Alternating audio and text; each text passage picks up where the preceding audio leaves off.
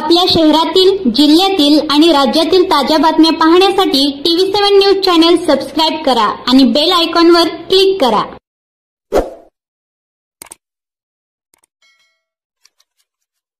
सांगोला तहसील कार्यालयातील पंतप्रधान शेतकरी पेन्शन योजनेचा भ्रष्ट वाळू माफिया कंत्राटी कर्मचाऱ्याची चौकशी तहसीलदार करतील का? सांगोला तहसील कार्यालयात पंतप्रधान शेतकरी पेन्शन योजनेचा खासगी कर्मचारी वाळू माफिया सुनील खळगे हा स्वतःची खळगी भरण्यासाठी हम करे सो कायद्याप्रमाणे वागतोय, याकडे कर्तव्यदक्ष तहसीलदार संतोषजी कंसे यांनी लक्ष घालण्याची मागणी जनतेतून होती। गेल्या वर्षभरापूर्वी मागील तहसीलदारांनी याच खासगी कर्मचाऱ्याच्या चुकीमुळे अनेक बोगस शेतकऱ्यांच्या नावे पेन्शन जमा करण्याची वेळ आली असल्याचे बोललं जातंय। सदरचा खासगी कर्मचारी महाई सेवा केंद्र चालकांना तहसीलदाराचा अधिकृत पासवर्ड देऊन त्याने पैसे कमवल्याची चर्चा जोरात सुरू होती। ही गोष्ट तहसीलदारांच्या लक्षात आल्यावर स्वतःचे हात झटकून हा कर्मचारी मोकळा झाल्याचेही बोललं जातंय।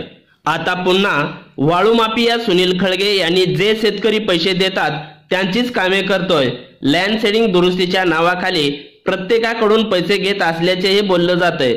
तसेच नवीन खाते उघडण्यासाठी मोठ्या स्वरूपात पैसे घेत असल्याचे सांगोला तालुक्यातील पेन्शनदार शेतकऱ्याकडून बोललं जातंय। याकडे कर्तव्यदक्ष तहसीलदार संतोष कंसे यांनी लक्ष घालून त्वरित खासगी कर्मचाऱ्याची हकालपट्टी करण्याच्या मागणीला जोर धरू लागलाय। त्यामुळे तात्काळ खासगी कर्मचारी सुनील खळगे याची हकालपट्टी करावी। इतर कोणत्याही तालुक्यात केंद्र सरकारकडून अशा प्रकारचे कोणतेही पैशाची मागणी करण्यात आली नाही व घेतलेल्या पैशाची कोणतीही पावती दिली जात नाही।